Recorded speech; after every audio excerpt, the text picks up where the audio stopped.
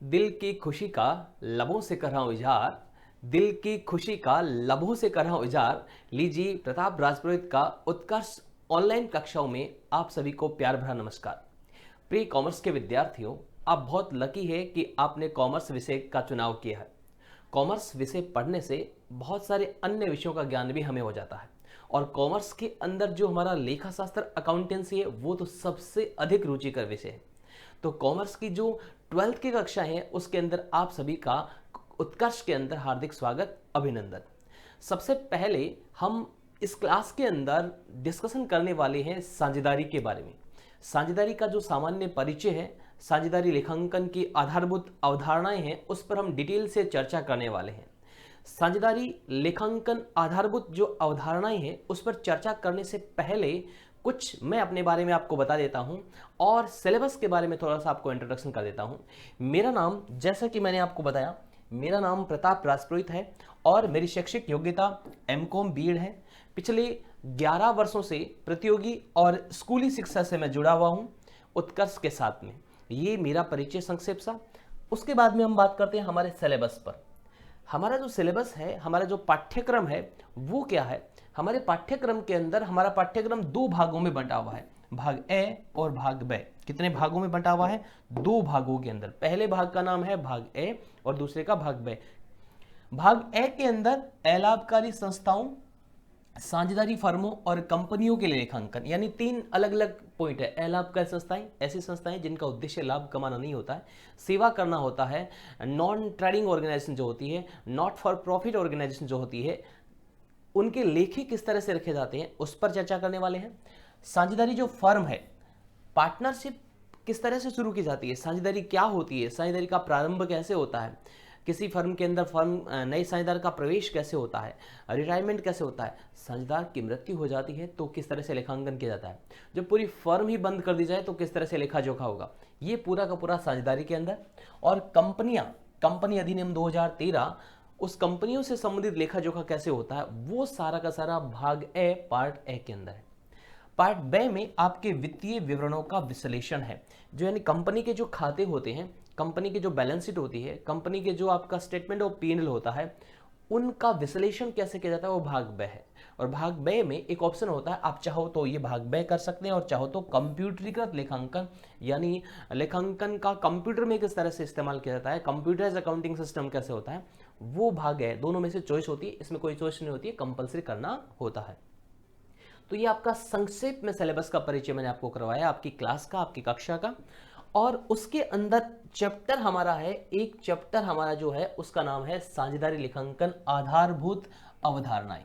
साझेदारी लेखांकन आधारभूत अवधारणाएं, ये हमारा चैप्टर है। इस चैप्टर के अंदर है क्या क्या, यानी कौन कौन से टॉपिक है और उन टॉपिक पर हम डिटेल से एनालिसिस करने वाले हैं। उन टॉपिक पर कौन कौन से टॉपिक है उनकी बात बता देता हूं। सबसे पहले इस चैप्टर के अंदर जो साझेदारी का लेखांकन आधारभूत अवधारणाएं हैं, उसके अंदर आपका साझेदारी का अर्थ आता है, यानी पार्टनरशिप की मीनिंग क्या है वो आता है। फिर साझेदारी की जो विशेषताएं हैं, कैरेक्टरिस्टिक्स वो आती है। साझेदारी के प्रकार जो है, साझेदारी संलेख या भागीता पत्र यानी पार्टनरशिप डीड क्या होता है वो। साझेदारी संलेख की विषय वस्तु, कंटेंट क्या है।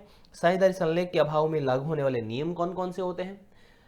साझेदार अपने पूंजी खाते कैपिटल अकाउंट कैसे रखते हैं, उनके मेथड कितने हैं वो। स्थिर पूंजी खाता विधि, परिवर्तनशील पूंजी खाता विधि। Profit and loss appropriation account यानी लाभ हानि नियोजन खाता कैसे बनाया जाता है वो। उसमें मेन कैलकुलेशन जो आती है, पूंजी पर ब्याज और आहरण पर ब्याज, उसकी कैलकुलेशन कैसे की जाती है, उसकी गणना। साझेदारों को गारंटी किस प्रकार से दी जा सकती है, और खाते अगर बंद कर दिए जाते हैं, क्लोज कर दिए जाते हैं, तो पास्ट एडजस्टमेंट किस तरह से होती है। पूरा चैप्टर इससे संबंधित है। साझेदारी का लेखांकन आधारभूत जो अवधारणा है वो इससे रिलेटेड है। हम इस क्लास के अंदर क्या क्या चर्चा करने वाले हैं, इन सारे टॉपिक में से कौन कौन से टॉपिक उठाने वाले हैं उस पर हम बात करते हैं। यानी इस क्लास के अंदर हम डिस्कशन करने वाले हैं, सबसे पहले हम डिस्कशन करेंगे इस क्लास के अंदर जो शुरू के हमारे टॉपिक है उन पर। जैसे साझेदारी का अर्थ है, इसकी विशेषताएं हैं, इसके प्रकार है, साझेदारी संलेख की भागीता पत्र है, साझेदार संलेख की विषय वस्तु है, और साझेदारी संलेख के अभाव में लागू होने वाले नियम है। इन पर डिटेल से हम चर्चा करने वाले हैं। चलिए शुरू करते हैं महत्वपूर्ण सेशन। सबसे पहले हम बात करते हैं साझेदारी लेखांकन आधारभूत अवधारणाएं। साझेदारी लेखांकन आधारभूत अवधारणाएं। जब हम पार्टनरशिप पढ़ते हैं, साझेदारी पढ़ते हैं, तो सबसे पहले हमारे दिमाग में प्रश्न आता है कि हम डायरेक्ट साझेदारी से कैसे शुरुआत करते हैं। व्यापार के तो अलग अलग स्वरूप होते हैं, है ना, जैसे एकल व्यापार है, साझेदारी है, कंपनी है, संयुक्त हिंदू अविभाजित जो परिवार है आपका, संयुक्त हिंदू परिवार है, इसके अलावा आपका जैसे अनुबंध अधिनियम, बहुत सारी चीज़ें आती है, एकल व्यापार, साझेदारी, कंपनी और आपका गैर व्यापारिक संस्थाओं के लेखे। तो हम साझेदारी पर कैसे डिस्कशन कर रहे हैं, डायरेक्ट सीधा का सीधा साझेदारी पर कैसे आ रहे हैं, तो समझिएगा। साझेदारी पे आने का उद्देश्य हमारा ये है कि एकल व्यापार जो होता है, जिसे हम सोल प्रोप्राइटरशिप कहते हैं, इसके बारे में हम 11th स्टैंडर्ड के अंदर डिटेल से पढ़ करके आते हैं। 11th स्टैंडर्ड के अंदर हम पढ़ते हैं कि अकेला व्यक्ति कारोबार करता है तो किस तरह से करता है, कौन कौन से खाते रखता है, सबसे पहले अपनी लेखा पुस्तकें कैसे मेंटेन करता है, जर्नल बनाता है, खाता बही बनाता है जिसे हम लेजर कहते हैं, उसके बाद में ट्रायल बैलेंस बनाता है, फिर वो अंतिम खाते फाइनल अकाउंट बनाता है। ये चीज़ें सब हम 11th स्टैंडर्ड में सीख करके आ जाते हैं। तो जब हम एकल व्यापार की हमें जानकारी हो जाती है तो दिमाग में प्रश्न आता है कि अकेले व्यक्ति को अगर कारोबार बढ़ाना है, लोगों की संख्या भी बढ़ानी है, तो वो क्या करेगा, तो प्रारंभ किसका होता है, फिर हमारी साझेदारी का प्रारंभ होता है, किसका, पार्टनरशिप का प्रारंभ होता है। और जब बड़े पैमाने पर प्रोडक्शन करना हुआ, बड़े पैमाने पर आपको उत्पादन करना हो और बहुत सारे लोग उसके अंदर हो, मेंबर बहुत सारे लोग हो, तब कहाँ पर काम होता है, कंपनी के अंदर होता है, कंपनी का लेखांकन होता है। इसलिए हमने जो टॉपिक रखा है वो साझेदारी का रखा है, क्योंकि हम इसके बारे में पढ़ चुके हैं 11th स्टैंडर्ड के अंदर, और यहाँ से हमें कनेक्ट होना है कि भाई जब दो या दो से ज़्यादा लोग मिलकर के काम करते तो कैसे किया जाता है, उस पर हमें चर्चा करनी है। तो देखिए, सबसे पहली बात आती है, इस पार्टनरशिप को जब हम पढ़ते हैं तो सबसे पहली बात आती है कि क्या इसके लिए कोई अधिनियम बना हुआ है, क्या इसके लिए कोई कानून है, या फिर ऐसे ही कोई दो या दो से ज़्यादा लोग मिलकर के कारोबार कर सकते हैं। तो सबसे पहले हमें ये पढ़ना होगा कि इसके लिए कानून क्या है। तो इसके लिए कानून बना हुआ है। कौन सा कानून है, भारतीय साझेदारी अधिनियम 1932। भारतीय साझेदारी अधिनियम 1932 कहता है कि साझेदारी आपको कैसे करनी है, प्रारंभ कैसे करना है, क्या रूल रेगुलेशन है, वो सारे के सारे किस में लिखे हुए हैं, भारतीय साझेदारी अधिनियम 1932 में। तो सबसे पहली बात, फैक्ट की हम बात करें तो भारतीय फैक्ट की अगर हम बात करें तो सबसे पहली हमारी बात आती है कि साझेदारी के लिए अधिनियम कौन सा है। तो भारतीय साझेदारी अधिनियम, भारतीय साझेदारी अधिनियम, भारतीय साझेदारी अधिनियम 1932 1932 ये एक्ट बना हुआ है। अगर आपको साझेदारी का कारोबार करना है तो इस एक्ट को अच्छे से समझना पड़ेगा, इस एक्ट को अच्छे से पढ़ना पड़ेगा, तो आपको साझेदारी के बारे में डिटेल से सब मालूम हो जाएगा।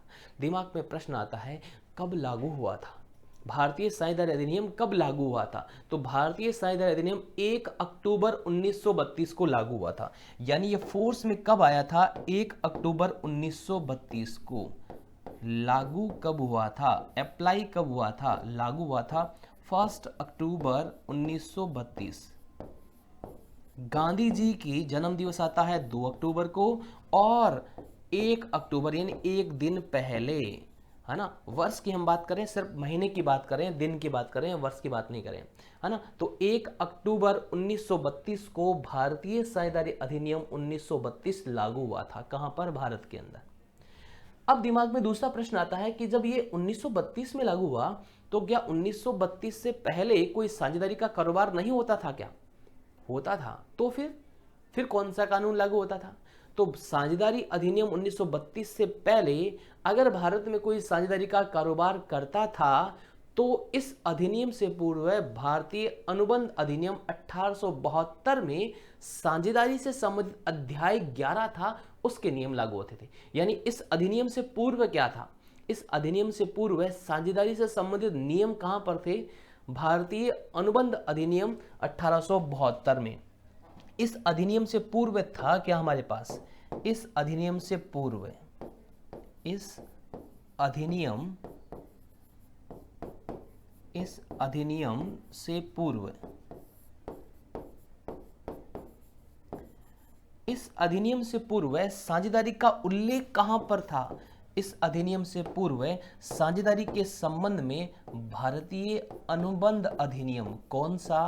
भारतीय अनुबंध अधिनियम, भारतीय अनुबंध अधिनियम 1872, भारतीय अनुबंध अधिनियम 1872 था।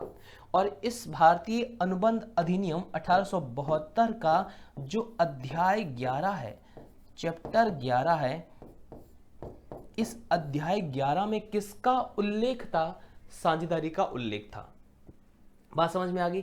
तो ये साझेदारी का लेखांकन और इसके आधारभूत अवधारणाओं से संबंधित इसकी जो हिस्ट्री है वो हमने आपको बता दी है, क्योंकि जब तक इतिहास का मालूम नहीं हो तब तक उस टॉपिक पर गहराई तक जाने में मजा नहीं आता। तो इतिहास हमने सीख लिया है कि भारतीय साझेदारी अधिनियम वर्तमान में कौन सा है? 1932 है। भारतीय साझेदारी अधिनियम वर्तमान में कौन सा? 1932 है।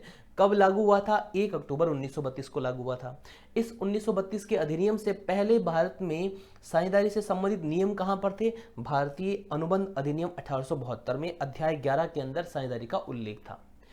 हिस्ट्री हमने अच्छे से समझ ली। मैं छोटे से प्रश्न की बात करें तो प्रश्न क्या बन सकता है? भारतीय साझेदारी अधिनियम कौन सा? 1932। कब लागू हुआ? 1 अक्टूबर 1932 को। इससे पहला अधिनियम कौन सा था? भारतीय अनुबंध अधिनियम 1872 था। हो गया, इतना ही है।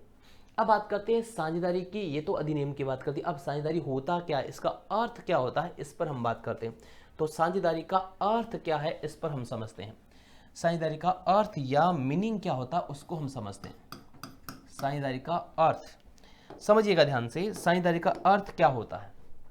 जैसा कि आप इमेज में देख रहे हैं, यानी कम से कम कितने लोग होने चाहिए? 2 लोग होने चाहिए।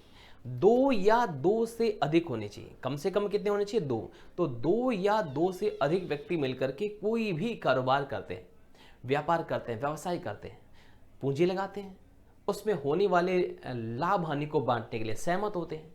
या तो वे सारे के सारे या उनमें से कोई उस कारोबार को चलाता है, तो उसको हम क्या कहते हैं? साझेदारी कहते हैं। यानी कम से कम कितने व्यक्ति होने चाहिए? 2।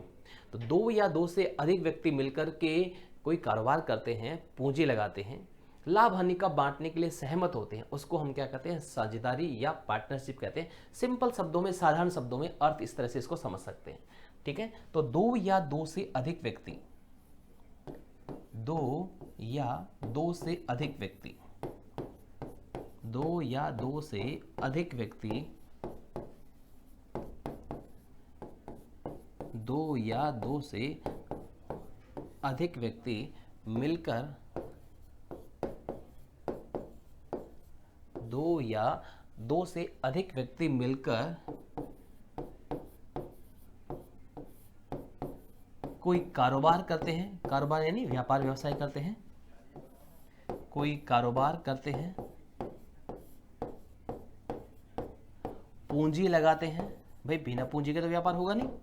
पूंजी लगाते हैं। पूंजी किसको बोलते हैं? व्यापारी। व्यापार में जो पैसा लगाते हैं उसको हम क्या कहते हैं? पूंजी कहते हैं। तो 2 या 2 से अधिक व्यक्ति मिलकर के कोई कारोबार करते हैं, पूंजी लगाते हैं, उससे होने वाले या व्यापार से होने वाले लाभ हानि को बांटने के लिए सहमत होते हैं। व्यापार से होने वाले, व्यापार से होने वाले लाभ हानि को, व्यापार से होने वाले लाभ हानि को बांटने के लिए सहमत होते हैं। लाभ हानि को बांटने के लिए सहमत होते हैं।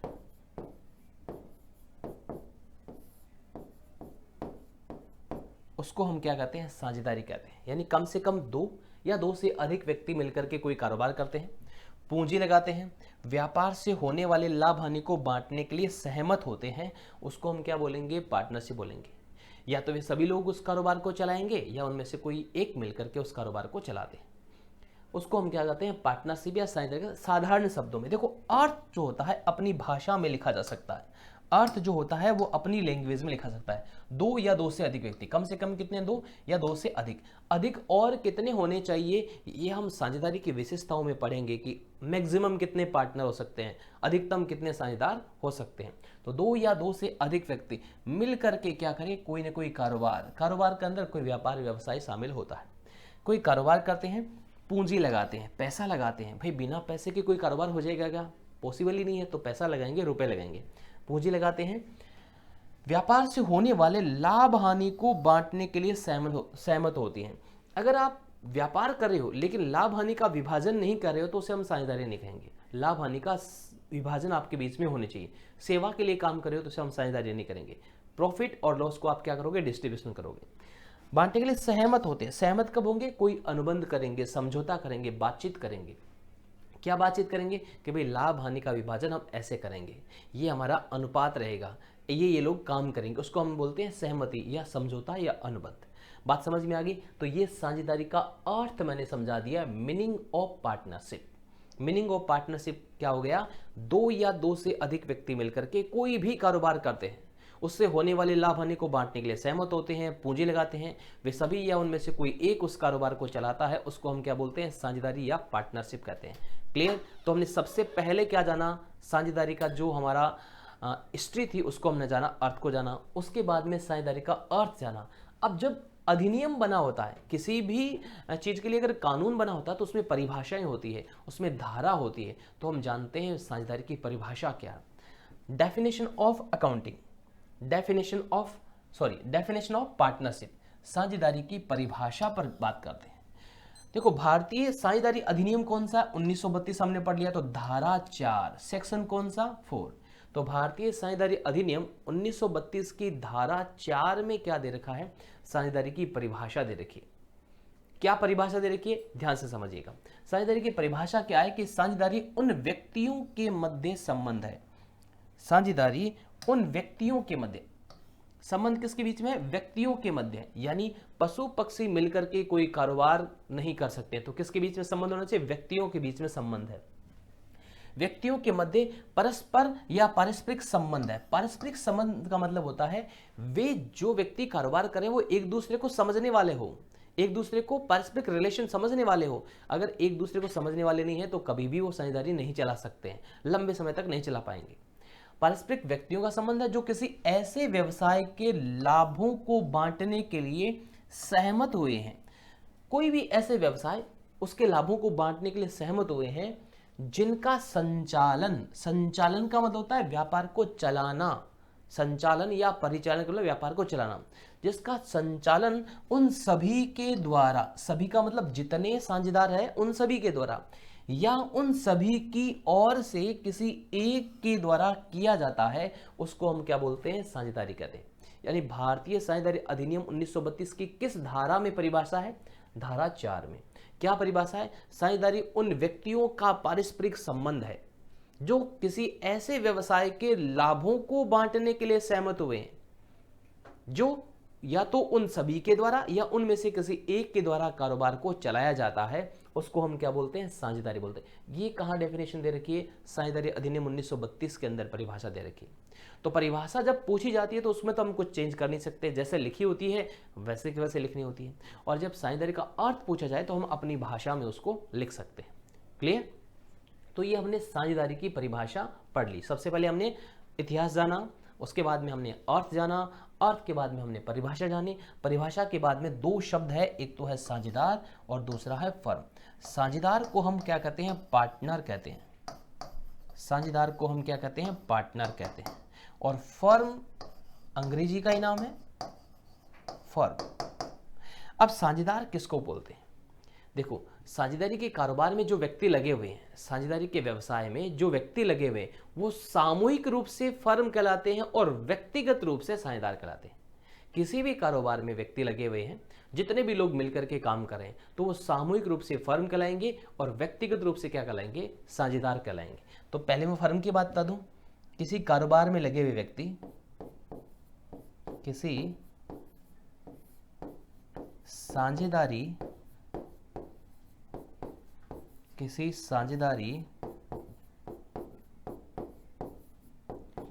कारोबार में, किसी साझेदारी कारोबार में लगे हुए व्यक्ति,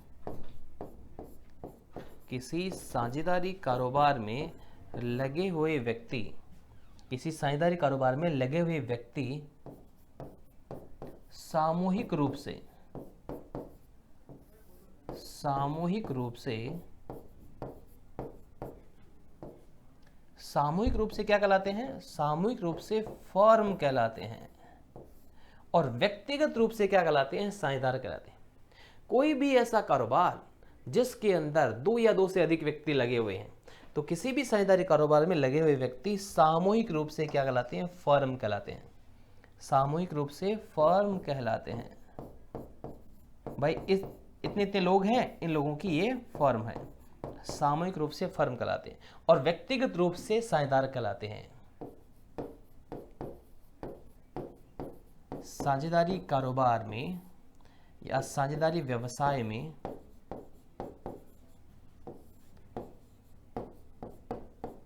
लगे हुए व्यक्ति, साझेदारी कारोबार में लगे हुए व्यक्ति व्यक्तिगत रूप से साझेदार कहलाते। लगे हुए व्यक्ति व्यक्तिगत रूप से साझेदार कहलाते हैं। पर्सनली अगर बोले तो साझेदार कहते हैं, और कंबाइंड बात करें तो फर्म कहते हैं। बात समझ में आ गई? तो तीन बातें बताइए। सबसे पहले साझेदारी की परिभाषा, जो भारतीय साझेदारी अधिनियम 1932 की धारा 4 में दे रखी है कि साझेदारी उन व्यक्तियों का पारस्परिक संबंध है जो किसी व्यापार के ऐसे लाभों को बांटने के लिए सहमत होते हैं, और या तो वे सभी या उनमें से कोई एक कारोबार को चलाता हो, संचालित करता हो, उसको हम साझेदारी कहते हैं। साझेदार या पार्टनर किसको कहते हैं? साझेदारी व्यवसाय में लगे हुए व्यक्ति व्यक्तिगत रूप से साझेदार कहलाते हैं। व्यक्तिगत रूप से क्या कहलाते हैं? साझेदार कहलाते हैं। फर्म किसको बोलते हैं? किसी साझेदारी कारोबार में लगे हुए व्यक्ति सामूहिक रूप से क्या कहलाते हैं? फर्म कहलाते हैं। जैसे एक फर्म के अंदर ABC 3 पार्टनर है, तो उन तीनों की जो फर्म है उसका कोई नाम होगा तो वो तो फर्म होगी। और पर्सनली अगर बोले तो A कौन है? इस फर्म का साझेदार है। जैसे ABC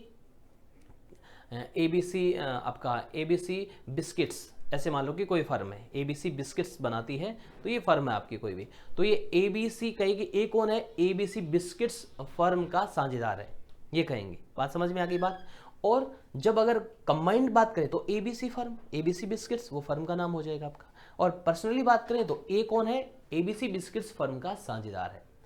समझ में आ गई बात? तो हमने सबसे पहले क्या जाना? इतिहास के बारे में जानकारी प्राप्त की कि अधिनियम कौन सा 1932 लागू कब हुआ? 1 अक्टूबर को। इससे पहले कौन से था? अनुबंध अधिनियम 1872। फिर साझेदारी का हमने अर्थ जाना, उसके बाद में साझेदारी की परिभाषा, साझेदारी का अर्थ और फर्म का अर्थ जाना। स्टेप बाय स्टेप एक एक पॉइंट हम क्लियर करते हुए आगे बढ़ रहे हैं। नेक्स्ट बात करते हैं साझेदारी की आवश्यकता। अरे भाई, सबसे इंपॉर्टेंट फैक्ट बात दिमाग में आती है, इसकी नीड क्या है? अगर हम साझेदारी का कारोबार नहीं करें तो क्या होगा? क्यों जरूरत पड़ी इस साझेदारी की? एकल जो व्यापार होता है, सोल प्रोप्राइटरशिप होता है, उस एकल व्यापार की कमियों को दूर करने के लिए साझेदारी की जरूरत पड़ी।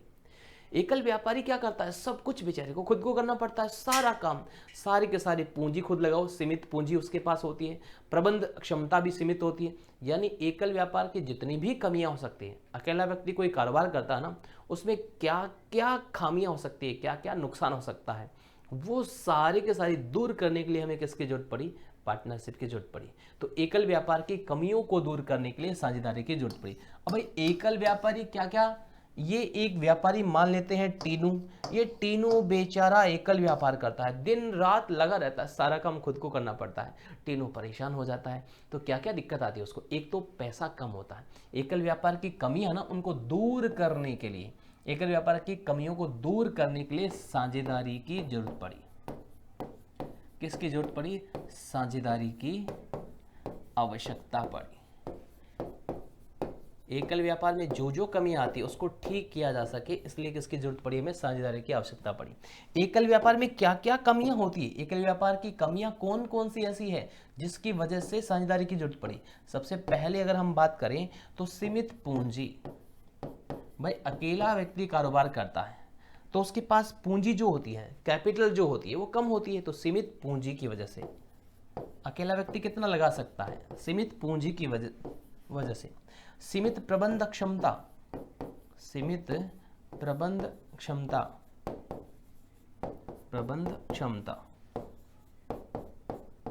सीमित पूंजी, सीमित प्रबंध क्षमता, अनुपस्थिति में क्षति, अनुपस्थिति में क्षति। अगर आप उपस्थित नहीं होते हो तो उसको आपको फिर नुकसान उठाना पड़ेगा, अनुपस्थिति में क्षति। और बड़े कारोबार के लिए एकल व्यापार संभव नहीं है। बड़े पैमाने पर अगर आपको कारोबार करना हो तो एकल व्यापार संभव नहीं होता। तो इन कमियों की वजह से हमें किसकी जरूरत पड़ी, साझेदारी की जरूरत पड़ी। बड़े पैमाने पर व्यापार के लिए अनुपयुक्त, व्यापार के लिए अनुपयुक्त, ये कुछ कमियां थी जिसकी वजह से हमें किसकी जरूरत पड़ी, साझेदारी की जरूरत पड़ी। बात समझ में आ गई। तो एकल व्यापार की कमियां कौन कौन सी, ये वाली कुछ कमियां हैं। इन कमियों को दूर करने के लिए साझेदारी की आवश्यकता पड़ी, है ना। जब तक किसी चीज की आवश्यकता नहीं होती तब तक आविष्कार नहीं होता है। तो एकल व्यापार में जब कमी आई ना तब नया आविष्कार हुआ, किसका, साझेदारी का, है ना। तो ये तो बहुत बड़ी घटना थी जब साझेदारी शुरू हुई उस समय, तो कि भाई साझेदारी के दो या दो से अधिक व्यक्ति मिलकर के कोई काम कर सकते हैं क्या, उस समय की तो बहुत बड़ी घटना थी। लेकिन अब क्या लगता है, वर्तमान समय में तो नॉर्मल लगता है। ठीक है, तो हमने क्या पढ़ लिया, साझेदारी का अर्थ, साझेदारी की हिस्ट्री, साझेदारी की आवश्यकता के बिंदु पढ़ लिए, परिभाषा भी पढ़ ली। अब जो अर्थ और परिभाषा होती है ना, वहां से क्या निकलती है, विशेषताएं निकलती है, कैरेक्टरिस्टिक्स निकलती है। तो विशेषताओं पर हम बात करते हैं, साझेदारी की जो विशेषताएं हैं उस पर हम बात करते हैं। साझेदारी की कौन कौन सी विशेषताएं हैं उन पर स्टेप बाय स्टेप एक एक को हम समझते हैं। सबसे पहली बात आती है साझेदारों की संख्या। बहुत इंपॉर्टेंट फैक्ट है साझेदारों की संख्या। अक्सर हर परीक्षा के अंदर साझेदारों की संख्या से संबंधित प्रश्न पूछ लिया जाता है, चाहे आपका वो बोर्ड की परीक्षा हो, चाहे वो आपको CSCPT हो, चाहे कोई प्रतियोगी परीक्षा हो। साझेदारी की विशेषताओं में से कई प्रश्न निकल जाते हैं, तो हम इसको अच्छे से समझते हैं। साझेदारों की संख्या, साझेदारों की संख्या में पहली वाली जो है ना, कम से कम, उसमें कहीं दिक्कत नहीं आएगी। क्यों दिक्कत नहीं आएगी, क्योंकि हमें पता है कि कम से कम तो 2 लोग चाहिए, 2 लोग नहीं होंगे तो कारोबार होगा ही नहीं। तो कम से कम साझेदारों की संख्या कम से कम कितनी होगी, कम से कम कितने लोग होने चाहिए, कम से कम 2 लोग होने चाहिए। कम से कम 2 लोग होंगे तो ही हमारी क्या होगी, साझेदारी होगी, नहीं तो हमारी साझेदारी नहीं होगी। बहुत ईजी है, कोई दिक्कत नहीं है। लेकिन अधिकतम की जब हम बात करें, अधिकतम की जब बात करें कि भाई अधिकतम सदस्य संख्या कितनी होगी, अधिकतम साझेदारों के सदस्य कितने हो सकते हैं, अधिकतम के संबंध में साझेदारी संलेख मौन है या साझेदारी अधिनियम मौन है। साझेदारी अधिनियम में उल्लेख नहीं, साझेदारी अधिनियम में उल्लेख नहीं है, उल्लेख नहीं है। कम से कम तो 2 होने चाहिए, लेकिन अधिकतम कितने लोग होने चाहिए साझेदारी संलेख कह रहा है, हमें तो नहीं मालूम। जितनी मर्जी है आप हो जाइए, अधिकतम पर कोई उल्लेख नहीं है। लेकिन जब अधिकतम पर कोई उल्लेख नहीं होता है तो जो व्यापार के स्वरूप होते हैं ना, उनको परेशानी हो जाती है। किसको दिक्कत होगी, कंपनी को। कंपनी ने कहा ऐसे कैसे, साझेदारी आप अपनी मर्जी से थोड़ी चला लोगे, हम फिर क्या करेंगे, आप जितने चाहे उतने मेंबर बना लोगे तो फिर हमें कौन पूछेगा। तो कंपनी को ऐतराज होगी। तो कंपनी एक्ट 2013 कहता है नहीं नहीं भैया, अधिकतम के बारे में हमसे बात कीजिए ना, हम बताएंगे कितने होंगे। कम से कम आप 2 हो सकते हो, अधिकतम बताने वाले आप कौन हो, हम अधिकतम हम बताएंगे। तो कंपनी एक्ट क्या करता है, बाउंड कहता है। कंपनी अधिनियम 2013 है। कंपनी अधिनियम की जो धारा 464 है, उसने कहा कि भाई आप साझेदारों की अधिकतम संख्या उतनी होगी जितनी आपने तय की है, लेकिन 100 से ज्यादा नहीं हो सकते। कितनी, 100 से ज्यादा आप लोग नहीं हो सकते हो, ये उन्होंने कह दिया। यानी कंपनी अधिनियम इसमें बाउंड डालता है। कंपनी अधिनियम क्या कहता है, कंपनी अधिनियम, कंपनी अधिनियम 2013 जो है उसकी धारा 464 464 ये क्या कहती है, अधिकतम सदस्य संख्या 100 हो सकते हैं। कंपनी अधिनियम की धारा 464 कह रही है अधिकतम मेंबर कितने हो सकते हो साझेदारी के अंदर, 100 हो सकते हो। पहले तो क्या कहती है, जितनी जितने आपने तय किए उतने होंगे, लेकिन 100 से ज़्यादा आप लोग नहीं हो सकते हो। फिर कंपनी ने कहा कि नहीं भाई ये 100 तो ज़्यादा है, कंपनी ने खुद ही अपना रूल चेंज किया। कंपनी विविध नियम 2014 का नियम 10 में उन्होंने संशोधन कर दिया कि अधिकतम 50 हो सकते हो। उन्होंने फिर वापस चेंज कर दिया, क्या कहा, कंपनी विविध नियम, कंपनी विविध नियम। अब कंपनी विविध नियम ने रूल 10 के हिसाब से, कंपनी विविध जो अधिनियम है 2013 में जो संशोधन हुआ था, कंपनी विविध अधिनियम, कंपनी अधिनियम 2013 है, कंपनी विविध अधिनियम, विविध अधिनियम का मतलब 2014 के अंदर जो संशोधन हुआ था, उसके नियम 10 के अनुसार, नियम 10 के अनुसार, रूल 10 के अनुसार अधिकतम 50, मैक्सिमम कितनी सीमित कर दी, 50, कि साझेदारी में अधिकतम साझेदारों की संख्या 50 से ज्यादा नहीं हो सकती है। तो हम अब क्या कहेंगे कि साझेदारी में कम से कम 2, अधिकतम कितने हो सकते हैं, अधिकतम साझेदार हो सकते हैं 50, कितने हो सकते हैं, 50 हो सकते हैं। बात समझ में आ गई। तो अब हमारा जवाब सिर्फ ये होना चाहिए कि साझेदारी में कम से कम 2 लोग, अधिकतम कितने होते हैं, 50, उससे ज्यादा नहीं होने चाहिए। क्लियर। दूसरी साझेदारी की विशेषता का बिंदु होता है समझौता। समझौते को अंग्रेजी में हम क्या बोलते हैं, एग्रीमेंट बोलते हैं। समझौते का दूसरा नाम अनुबंध भी होता है। समझौते को हम क्या कह सकते हैं, अनुबंध भी कह सकते हैं, अनुबंध या समझौता, अनुबंध या समझौता। अंग्रेजी में इसको क्या बोलते हैं, एग्रीमेंट बोलते हैं। क्या बोलते हैं इसको, एग्रीमेंट। अनुबंध क्या होता है भाई, जब भी कोई कारोबार होता है, अकेला व्यक्ति करता है ना, तो किसी को किसी से अनुबंध करने की जरूरत नहीं है, खुद से ही अनुबंध कर लो, खुद वादे का पक्का रहे, खुद ही अपनी शर्तों पर रहे, खुद पर नियंत्रण रखे, कारोबार कर लेगा। लेकिन जब 2 लोग, कम से कम कितने लोग हो, 2, और अधिकतम जब 50 की हम बात करें कि भाई मैक्सिमम 50 लोग हो सकते हैं, तब हमें बातचीत की जरूरत पड़ती है। कुछ ना कुछ बातचीत होनी चाहिए, नहीं तो कारोबार लंबा चलेगा नहीं, रिश्ते खराब हो जाएंगे। चाहे कितने अच्छे रिलेशन आप के रहे हो, कहते हैं ना कि पैसा बड़े बड़ों के रिश्ते खराब कर देता है। तो जब लाभों के विभाजन की बात आएगी ना, तो रिश्ते नाते सब टूट जाते हैं। इसलिए क्या करना चाहिए, अनुबंध कर लेना चाहिए। तो साझेदारों के मध्य अनुबंध या समझौता होना जरूरी होती है। अनुबंध कैसा होना चाहिए, लिखित होना चाहिए, मौखिक होना चाहिए, या और कोई हो सकता है। तो अनुबंध लिखित बेस्ट माना जाता है, लेकिन हो कैसे सकता है, मौखिक भी हो सकता है। तो साझेदारी का जब कारोबार होता है तो समझौता या अनुबंध होना आवश्यक होता है। और अनुबंध कौन सा अच्छा रहेगा, अनुबंध बेस्ट रहता है लिखित, लिखित अनुबंध होना बहुत बढ़िया रहता है। अगर आपने रिटर्न में कोई अनुबंध कर लिया है तो इसका मतलब प्रूफ हो गया, कोई भी उसको चेंज नहीं कर सकता है, बदल नहीं सकता है, वो सबसे बेस्ट माना जाता है। दूसरा आपका आता है मौखिक। क्या अनुबंध मौखिक भी हो सकता है, क्या आपका अनुबंध मौखिक भी हो सकता है। मौखिक का मतलब क्या होता है, मौखिक का मतलब होता है ओरल। अनुबंध आपका ओरल भी हो सकता है क्या, बिल्कुल ओरल भी हो सकता है। और तीसरा आपका आता है गर्भित। गर्भित का मतलब छुपा हुआ, गर्भित का मतलब क्या होता है, छुपा हुआ। गर्भित का मतलब क्या होता है, छुपा हुआ।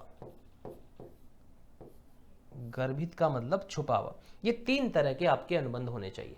सबसे पहला लिखित, रिटर्न में होना चाहिए। नंबर 2 मौखिक, यानी आपका ओरल हो सकता है। गर्भित, छुपा हुआ, हिडन, कुछ पता ही नहीं चल रहा। तो तीनों तरह के अनुबंध हो सकते हैं। लिखित भी हो सकता है, मौखिक भी हो सकता है, गर्भित भी हो सकता है। श्रेष्ठ कौन सा माना जाता है, श्रेष्ठ माना जाता है आपका लिखित वाला, सबसे बढ़िया माना जाता है, टॉप लेवल का माना जाता है। अगर आपने लिखित में अनुबंध कर रखा ना, सबसे बढ़िया अनुबंध हो जाएगा आपका। क्लियर है। दूसरा मौखिक, मौखिक मतलब आपने बातचीत की है, ओरल बातचीत की है। अब प्रश्न आता है कि भाई मौखिक में कोई अनुबंध होता है क्या, बिल्कुल होता है, उसमें गवाही के आधार पर तय किया जाएगा। गर्भित में छुपा हुआ, कुछ कह ही नहीं रखा है, लेकिन व्यवहार से, आचरण से पता चल रहा है कि अनुबंध हुआ होगा, तो उसको हम क्या बोलते हैं, गर्भित अनुबंध, या फिर आपका छुपा हुआ अनुबंध भी कहते हैं। तो दूसरी विशेषता क्या है, समझौता या अनुबंध होना आवश्यक होता है साझेदारी के अंदर। सबसे पहली, साझेदारों की संख्या कम से कम कितनी, 2, अधिकतम कितनी, 50। कम से कम कितनी होनी चाहिए, 2, और अधिकतम कितनी हो सकती है, 50। अधिकतम कितनी हो सकती है, 50 हो सकती है। समझौता या अनुबंध लिखित, मौखिक, गर्भित कैसा भी हो सकता है। बेस्ट कौन सा माना जाता है, लिखित बेस्ट माना जाता है। फिर आता है लाभों का विभाजन। लाभों का विभाजन, डिस्ट्रीब्यूशन ऑफ प्रॉफिट। साझेदारों के मध्य लाभों का विभाजन होना बहुत जरूरी होता है। अगर साझेदार लाभ का विभाजन नहीं करे तो साझेदारी कहेंगे नहीं उसको हम। साझेदारी करने का उद्देश्य क्या होता है, लाभ कमाना होता है। अगर लाभ हम नहीं कमा रहे, लाभों का विभाजन नहीं करे, तो हमारी साझेदारी है नहीं। यानी व्यापार का प्रमुख उद्देश्य क्या है, लाभ कमाना होता है। तो लाभ कमाना और साझेदारों में बांटना, पहला काम क्या है, लाभ कमाना। सबसे पहला काम क्या है, लाभ कमाना। और लाभ जब कमाते हो आप, तो लाभ कमाने के बाद में आप क्या करोगे, सबसे पहला काम लाभ कमाओ। लाभ कमाने के बाद में साझेदारों के मध्य विभाजन करना। साझेदारों के मध्य विभाजन, साझेदारों के मध्य विभाजन करना। भाई पहले तो सबसे पहला काम क्या है, लाभ कमाना। लाभ कमाने के बाद में साझेदारों के मध्य लाभों का विभाजन करना। और लाभों का विभाजन करेंगे कैसे, लाभों का विभाजन करने का तरीका क्या रहेगा। लाभों विभाजन लाभ विभाजन अनुपात में जो आपने तय किया उसमें, और तय नहीं किया तो उसके नियम अपन पढ़ेंगे, बराबर बराबर होता हो। ठीक है, तो लाभों का विभाजन साझेदारों के मध्य होना चाहिए, उसको बोलते हैं लाभों का विभाजन। तो पहली विशेषता संख्या, दूसरी समझौता या अनुबंध, और तीसरा लाभों का विभाजन। संख्या कम से कम 2, अधिकतम 50, समझौता होना जरूरी है, लाभों का विभाजन होना जरूरी है। क्लियर, चले आगे। तो ये साझेदारी की 3 विशेषताएं हमने अच्छे से समझ ली। नेक्स्ट चलते हैं साझेदारी की विशेषताओं के अंदर। अगली विशेषताएं, व्यवसाय का होना। भाई व्यापार या व्यवसाय होना जरूरी है।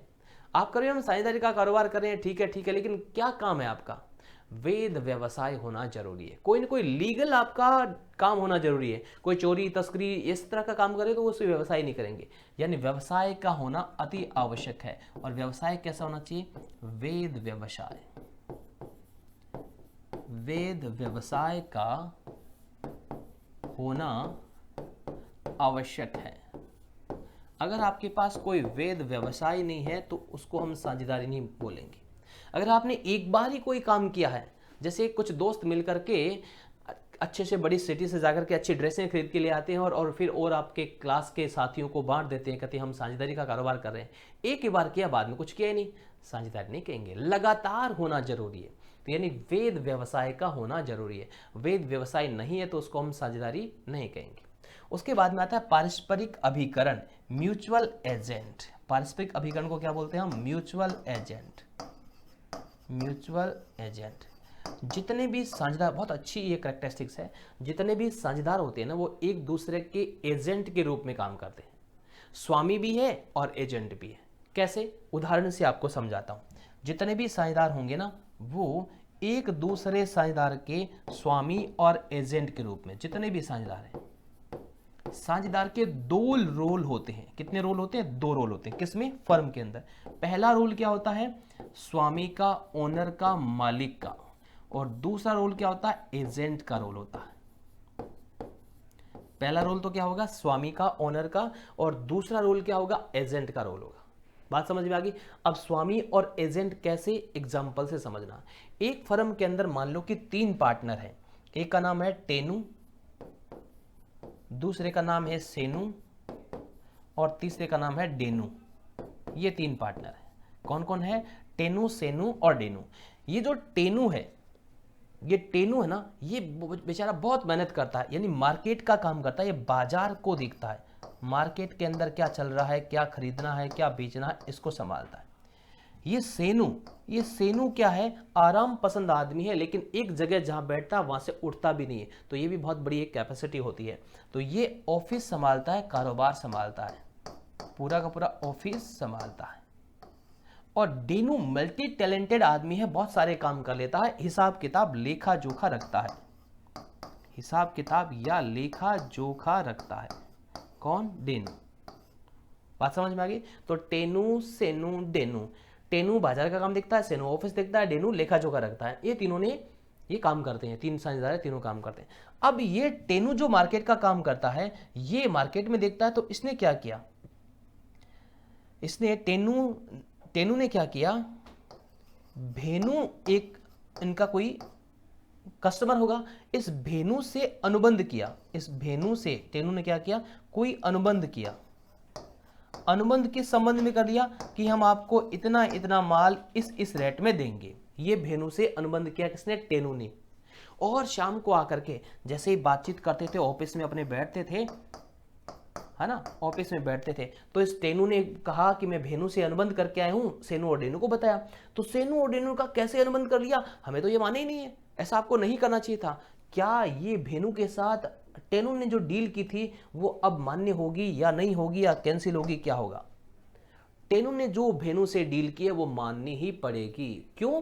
क्योंकि टेनू जब भेनु से बात कर रहा था ना, तो ये मान करके बात कर रहा था कि वो एजेंट, उस फर्म के एजेंट के रूप में डील कर रहा था। तो एजेंट का रोल क्या होता है, एजेंट का रोल क्या है, इसका मतलब आप ये मान के चलेंगे कि सेनु और डेनू को भी बात मान्य है। इसका मतलब प्रत्येक साझेदार एक दूसरे के एजेंट के रूप में काम करता है। अगर टेनू ने कोई चीज किसी से अनुबंध कर रहा है तो यह माना जाएगा कि वो सेनु और डेनू के बिहाफ से बात कर रहा है। सेनु कोई काम कर रहा है, इसका मतलब टेनू और डेनू के बिहाफ से बात कर रहा है। डेनू कोई काम कर रहा है, इसका मतलब टेनू और सेनु के बिहाफ से काम कर रहा है। एक व्यक्ति कोई भी डील कर रहा है, कोई भी बातचीत कर रहा है, इसका मतलब सब लोगों को मान्य होगी, ये समझ करके ही साझेदारी का कारोबार किया जाता है। इसको हम पारस्परिक अभिकरण या म्यूचुअल एजेंसी या म्यूचुअल एजेंट कहते हैं। प्रत्येक साझेदार स्वामी भी होता है और एजेंट के रूप में काम भी करता है। बात समझ में आ गई? यानी एक व्यक्ति ने कोई बातचीत की है, बाकी सब मानना ही होगा उसको, क्योंकि वो उनके एजेंट के रूप में काम करता है। नेक्स्ट, अधिनियम, एक्ट। अधिनियम कौन सा है, ये तो हमने शुरू में पढ़ लिया था। भारतीय साझेदारी अधिनियम कौन सा, 1932। भारतीय साझेदारी अधिनियम 1932। भारतीय साझेदारी अधिनियम 1932। ये क्या है आपका, साझेदारी की विशेषता का अगला पॉइंट। नेक्स्ट देखते हैं साझेदारी की विशेषताओं में व्यवसाय का संचालन। व्यवसाय चलाएगा कौन, व्यवसाय का संचालन कौन करेगा? संचालन को हम परिचालन भी कहते हैं, संचालन को हम परिचालन भी कह सकते हैं। ऑपरेट करना, चलाना, संचालित करना। व्यवसाय को चलाएगा कौन? अगली प्रॉब्लम आती है, साझेदारी की विशेषताओं की बात करते हैं तो अगली समस्या क्या आती है, व्यवसाय को चलाएंगे कैसे? व्यवसाय के संचालन की जब हम बात करें तो व्यवसाय के संचालन का मतलब होता है व्यवसाय को चलाना। तो या तो सारे के सारे साझेदार चलाएंगे या उनमें से कोई एक चलाएगा। तो व्यवसाय के संचालन का मतलब होता है साझेदारों द्वारा। किसके द्वारा होता है? साझेदारों द्वारा, साझेदारों द्वारा,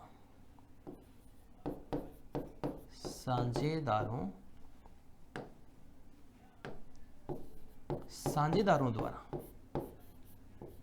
साझेदारों में से या तो सभी के द्वारा, सभी के द्वारा,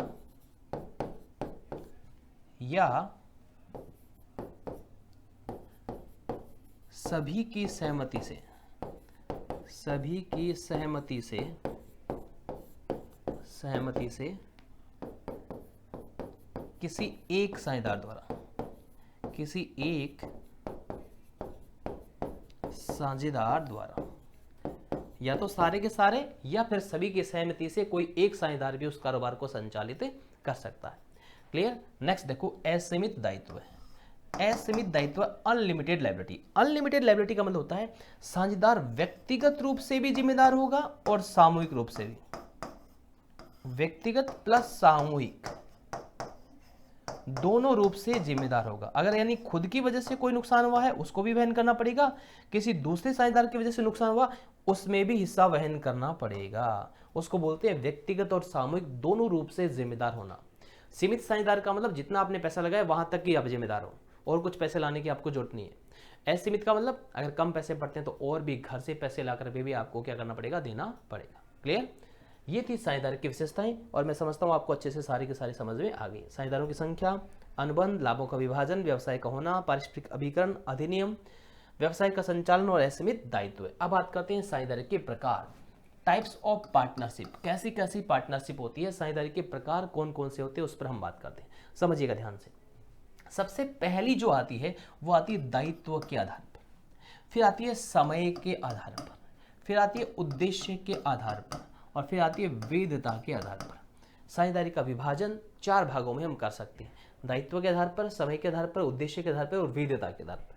सबसे फर्स्ट दायित्व के आधार पर। दायित्व के आधार पर साझेदारी को 2 भागों में बांटा जा सकता है। कितने भागों में बांटा जा सकता है? 2 भागों में बांटा जा सकता है। नंबर फर्स्ट, सीमित दायित्व वाली साझेदारी और असीमित दायित्व वाली साझेदारी। पहली कौन सी? सीमित दायित्व वाली, और दूसरी असीमित दायित्व वाली साझेदारी। किसको बोलते हैं? ये बहुत इजी है, एक एक लाइन में फटाफट से समझ में आ जाएगी। सीमित दायित्व वाली साझेदारी का मतलब और असीमित दायित्व वाली साझेदारी। देखो, साझेदार सबसे ज्यादा परेशानी उनको इससे है, अरे भाई कोई भरोसा नहीं, जितना पैसा लगा रहे हो, अगर फर्म डूब गई तो घर से पैसे ला के दो, तो सबको परेशानी थी। इसलिए उत्पत्ति किसकी हुई? सीमित दायित्व वाली साझेदारी की उत्पत्ति हुई। इसकी समस्या, भाई इस समस्या का निजात पाने के लिए सीमित दायित्व, भाई हम जितना पैसा लगा रहे बस इतनी हमारी जिम्मेदारी हो, उससे ज्यादा हमसे नहीं मंगवाया जाए, तो इसकी उत्पत्ति हुई सीमित दायित्व वाली साझेदारी। पहले ये फॉरेन कंट्रीज में, विदेशों में पाई जाती थी, इंडिया के अंदर नहीं थी, लेकिन इसके लिए फिर एक्ट बना, सीमित दायित्व वाली साझेदारी अधिनियम बना। इसके लिए फिर अधिनियम बना, सीमित दायित्व साझेदारी अधिनियम 2008, जो 1 अप्रैल 2009 को लागू हुआ था। ये एक्ट बना। इसका मतलब क्या होता है? आपने जितना पैसा कारोबार में लगाया है, आपकी उतनी जिम्मेदारी है, उसको बोलते हैं सीमित दायित्व वाली साझेदारी। सिंपल शब्दों में कहूं तो ऐसी साझेदारी जिसमें सभी साझेदारों का दायित्व क्या होता है? सीमित होता है। एक को छोड़ के सभी साझेदारों का दायित्व क्या होता है? सीमित होता है। उसको हम क्या बोलते हैं? सीमित दायित्व वाली साझेदारी। दूसरा, असीमित दायित्व वाली साझेदारी, ऐसी साझेदारी जिसमें सभी साझेदारों का दायित्व असीमित होता है। ऐसी साझेदारी जिसमें सभी साझेदारों का दायित्व क्या होता है? असीमित होता है, उसको हम क्या बोलते हैं? असीमित दायित्व वाली साझेदारी बोलते हैं। क्लियर? तो दायित्व के आधार पर साझेदारी के 2 प्रकार होंगे, सीमित जिसमें सभी साझेदारों का दायित्व सीमित होता है एक को छोड़ करके, क्योंकि एक तो कोई ना कोई तो जिम्मेदार होना चाहिए, और असीमित दायित्व वाली साझेदारी, सभी साझेदारों का दायित्व क्या होता है? असीमित। दूसरा, समय के अनुसार। समय के अनुसार बात करें तो निश्चितकालीन और अनिश्चितकालीन। निश्चितकालीन साझेदारी का मतलब होता है ऐसी साझेदारी जो किसी निश्चित समयावधि के लिए की जाती है, जैसे ही समय समाप्त, साझेदारी समाप्त हो जाती है। जैसे एक साझेदारी मान लो कि 2 वर्ष के लिए शुरू होती है ना, 4 वर्ष के लिए, समय निर्धारित है, निश्चितकालीन साझेदारी। अनिश्चितकालीन साझेदारी, ऐसी साझेदारी जिसकी कोई समयावधि निश्चित नहीं है, समय निर्धारित नहीं है कि भाई कितने टाइम तक चलेगी, जब तक सही परिस्थितियां रहती है चलाते रहो, उसको बोलते हैं समय निर्धारित नहीं होना या अनिश्चितकालीन साझेदारी। फिर आती है उद्देश्य के आधार पर, क्यों कर रहे हो साझेदारी, उसका ऑब्जेक्ट क्या है? ऐच्छिक साझेदारी। ध्यान से समझिएगा, ये जो निश्चितकालीन साझेदारी है उसका समय समाप्त हो जाता है, उसका समय समाप्त होने के बाद में भी साझेदारी का व्यापार चालू रखते हो तो वो क्या बन जाती है? ऐच्छिक साझेदारी। ये वाली समय समाप्त होने के बाद भी जारी रहे, समाप्त होने के बाद भी जारी रहे, तो वो क्या बन जाती है? ऐच्छिक साझेदारी बन जाती है। साझेदार चाहते हैं कि यार अच्छा कारोबार चल रहा है, चलाते रहो ना, क्यों बंद करते हैं, तो उसको हम क्या बोलेंगे? ऐच्छिक साझेदारी बोलेंगे। निश्चितकालीन साझेदारी का समय समाप्त होने के बाद में भी जारी रहे तो ऐच्छिक साझेदारी बन जाती है। विशेष साझेदारी, जो किसी विशेष उद्देश्य या कार्य के लिए की जाती है, उसे हम विशेष साझेदारी कहते हैं। जैसे विशेष साझेदारी कहते हैं, जैसे आपका सड़क बनाना है, जैसे सड़क बन जाएगी आपकी साझेदारी समाप्त हो जाएगी। कोई भवन बनाना है, भवन बनते ही आपकी साझेदारी क्या हो जाएगी? समाप्त हो जाएगी। नेक्स्ट आती है आपकी वैध साझेदारी। देश में जो कानून बने हुए हैं, है ना, देश में प्रचलित नियमों को मानकर चलने वाली साझेदारी। देश में प्रचलित नियमों के अनुसार चलने वाली साझेदारी। नियमों के अनुसार अगर चलती है तो उसे हम क्या बोलते हैं? वैध साझेदारी बोलते हैं। अवैध साझेदारी, देखो वैसे तो कोई साझेदारी अवैध नहीं होती है, कोई भी साझेदारी अवैध नहीं होती है, कारण कुछ होते हैं जिसकी वजह से साझेदारी क्या हो जाती है? अवैध हो जाती है। तो किसी भी साझेदारी के अवैध होने के कुछ कारण होते हैं। अगर साझेदारों की जो संख्या है वो क्या हो जाए? संख्या अगर 2 से कम हो जाए, 2 से कम और 50 से अधिक, 2 से अगर क्या हो जाए कम और 50 से क्या हो जाए अधिक, अगर 2 से साझेदारों की संख्या कम हो गई है और 50 से अधिक हो गई है तो वो क्या हो जाएगी, अवैध हो जाएगी। दूसरा कारण क्या हो सकता है, जो कारोबार किया जा रहा है वो कारोबार क्या हो, गैर कानूनी हो, कारोबार ऐसा हो जो गैर कानूनी हो, जिसकी इजाजत नहीं है। तीसरा रीजन क्या हो सकता है, अगर किसी शत्रु देश के नागरिक को साझेदार बना लिया है तो साझेदारी क्या हो जाएगी, अवैध हो जाएगी। चौथा, जो कारोबार है वो लोक नीति के विरुद्ध हो, कारोबार लोक नीति या राष्ट्रीय नीति के विरुद्ध हो, कानून बना रखा है कि भाई ऐसा काम नहीं होना चाहिए, वो कर रहे हो आप, तो आपका कारोबार क्या हो जाएगा, अवैध हो जाएगा।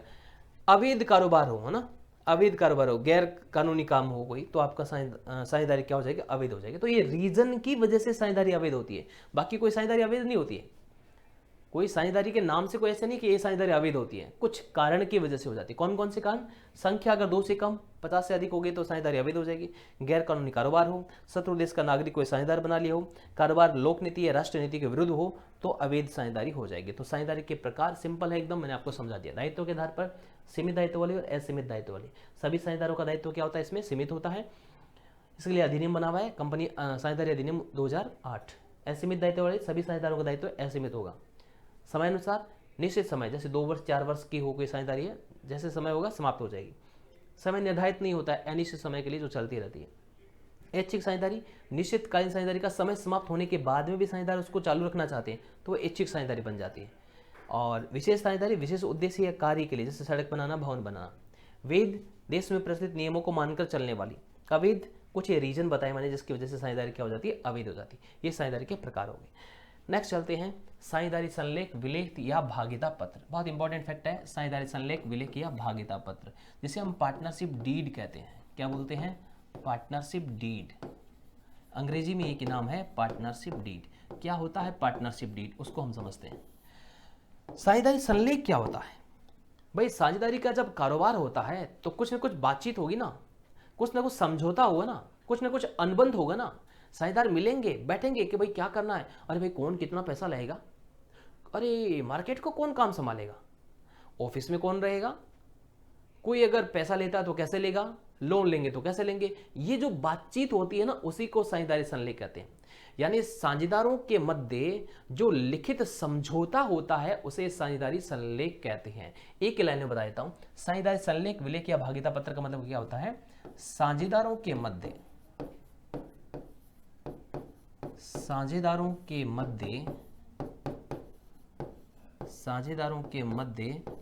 जो लिखित समझौता होता है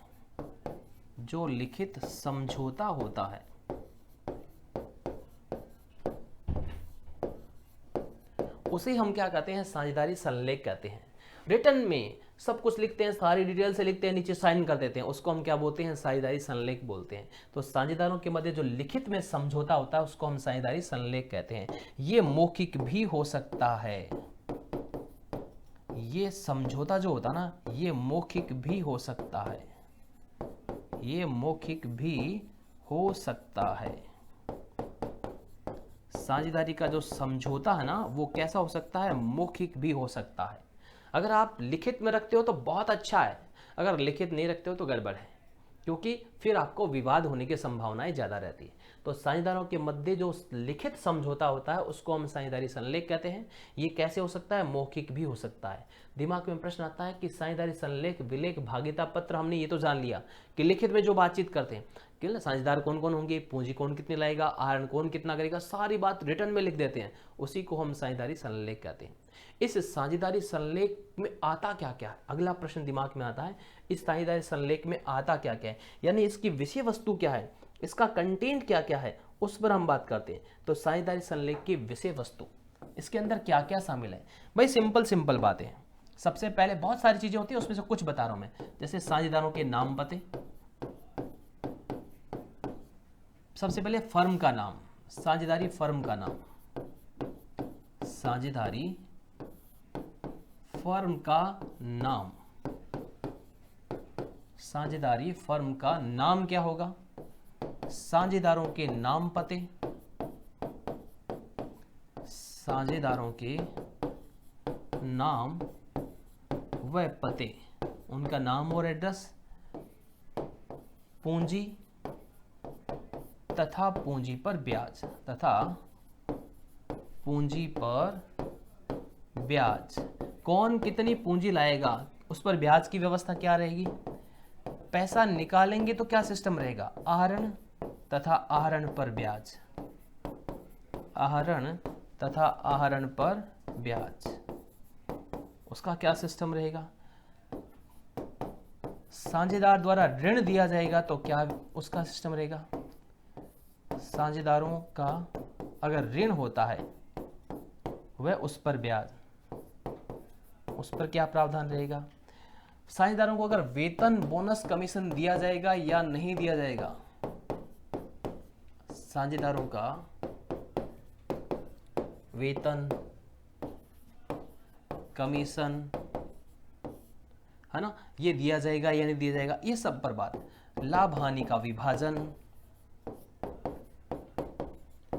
लाभ हानि का विभाजन कैसे क्या रहेगा, ये सब चीजें, है ना।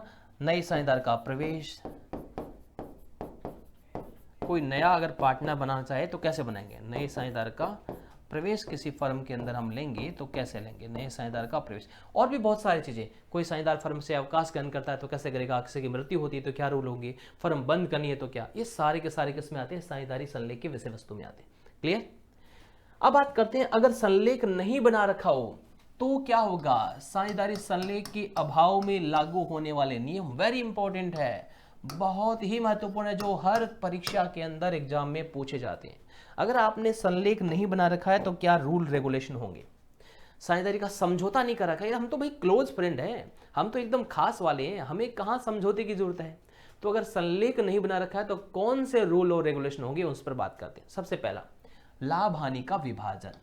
अगर आपने संलेख नहीं बना रखा है तो लाभ हानि का विभाजन कैसे होगा, है ना। एक एग्जांपल से समझाता हूं कि मान लो कि एक फर्म के अंदर 3 पार्टनर है ना, ए, बी और सी। तीनों ने, मान लो इसने रुपए लगाए हैं 5 लाख, इसने पैसे लगाए हैं 5 लाख, इसने लगाए हैं, कितने पैसे लगाए इसने? 5 लाख रुपए लगाए हैं, और इसने लगाए 3 लाख, इसने लगाए 2 लाख, ये रुपए लगाए हैं, ठीक है। ये रुपए है, रेशो नहीं है, और अनुपात का विभाजन इन्होंने किया नहीं। अब लाभ कैसे बांटेंगे? तो विवाद हो जाता है, विवाद हो जाता तो ये तो कहता है कि भाई इस रेशो में बांटे, 5, 3, 2 में जितने पैसे लगाए हैं, और ये कहता है नहीं भाई इसमें तो इसको सबसे कम मिलेगा। तो लाभों का विभाजन सूचना के अभाव में बराबर बराबर किया जाएगा। अगर आपने संलेख नहीं बना रखा है तो लाभों का विभाजन कैसे किया जाएगा? बराबर बराबर किया जाएगा, किसी की भी नहीं चलेगी। नंबर 2, पूंजी पर ब्याज। पूंजी सबसे ज्यादा किसने लगाई? ए ने। ये चाहता है पूंजी पर ब्याज, ये चाहता है नहीं। क्यों? क्योंकि इसकी सबसे कम पूंजी है। तो अगर आपने समझौता नहीं कर रखा है, जब भी विवाद होगा मामला कहां जाएगा? कोर्ट में। कोर्ट डिसीजन क्या देगा? पूंजी पर ब्याज साझेदारी संलेख के अभाव में नहीं दिया जाता है। संलेख आपने बना रखा नहीं है तो पूंजी पर ब्याज नहीं दिया जाएगा, पूंजी पर ब्याज नहीं दिया जाएगा। नेक्स्ट आता है आहरण पर ब्याज। आहरण कौन करते हैं? साझेदार। ये मान लो कि फर्म से सबसे ज्यादा पैसे निकालता है, आहरण सबसे ज्यादा ये करता है, ये करता ही नहीं है, ये कम करता है। तो ये बातचीत करते हैं भाई आहरण पर ब्याज बनना चाहिए, लेकिन अगर आपने अनुबंध नहीं कर रखा है तो आहरण पर ब्याज नहीं लिया जाएगा। आहरण पर ब्याज किसी भी साझेदार से नहीं लिया जाएगा। क्यों? क्योंकि आपने कोई अनुबंध नहीं कर रखा है। वेतन, बोनस, कमीशन बातचीत नहीं करके तो चाहे कोई कितना ही रहे टाइम दे, वेतन, बोनस, कमीशन नहीं दिया जाएगा। किसी भी साझेदार को वेतन, बोनस, कमीशन 1 रुपया भी नहीं दिया जाएगा। अगर आपने खूब मेहनत की तो मजे करो, कुछ भी नहीं मिलेगा। साझेदार के ऋण पर ब्याज, इंपॉर्टेंट, सबसे इंपॉर्टेंट फैक्ट। अगर कोई साझेदार ऋण देता है, मान लो कि इस ए को बेचारे को बहला फुसला करके 1 लाख रुपए का लोन ले लिया इन दोनों ने कि भाई पैसे की जरूरत है, 1 लाख रुपए का ऋण दो। ये कह रहा मुझे इस पर ब्याज दो। बी और सी बोले कि कोई बातचीत तो कर ही नहीं रखी, काहे का ब्याज दे। तो फिर मामला कोर्ट में चला जाएगा। तो डिसीजन क्या आएगा? साझेदार के ऋण पर ब्याज बताओ मिलेगा कि नहीं मिलेगा? दिया जाएगा 6% वार्षिक। मैं नहीं करा, साझेदारी अधिनियम कर रहा है। 6% वार्षिक, 0.5% प्रति माह है। सॉरी, 6% वार्षिक और 0.5% प्रति माह, दोनों सही है, ठीक है ना। व्यापार संचालन व प्रबंध में हिस्सा लेने का अधिकार सभी को होगा। ऐसा नहीं है कि व्यापार का संचालन कोई एक ही व्यक्ति करे कि भाई मैं ही करूंगा। फर्म की पुस्तकें देखने, निरीक्षण करने व उनकी प्रतिलिपि लेने का अधिकार सभी को रहेगा, सभी को। मान लो कि हिसाब किताब ये मेंटेन करता है, तो जैसे ए और बी आते हैं पुस्तकें बंद कर देता है, दिखाता ही नहीं है, तो ऐसा नहीं कर सकता है। सभी को फर्म की पुस्तकें देखने, प्रतिलिपि लेने का, निरीक्षण करने का अधिकार रहेगा। सबसे इंपॉर्टेंट है साझेदारी संलेख के अभाव में लागू होने वाले नियम, ठीक है। तो अच्छे से इनको याद रखना है, समझना है। तो हमने इस क्लास के अंदर क्या क्या जाना, इस क्लास के अंदर हमने क्या क्या सीख लिया। साझेदारी का अर्थ, विशेषताएं, प्रकार, संलेख, संलेख की विषय वस्तु और साझेदारी संलेख के अभाव में लागू होने वाले नियम। आगे की कक्षा में हम देखेंगे साझेदारी के पूंजी खाते रखने की विधियां कौन सी होती है, कैसे होती है, वो डिटेल से अगली क्लास में जानेंगे। मैं समझता हूं आपको ये क्लास बहुत पसंद आई होगी, मजा आया होगा और उत्कर्ष से जुड़ करके आपको बहुत अच्छा लगा होगा।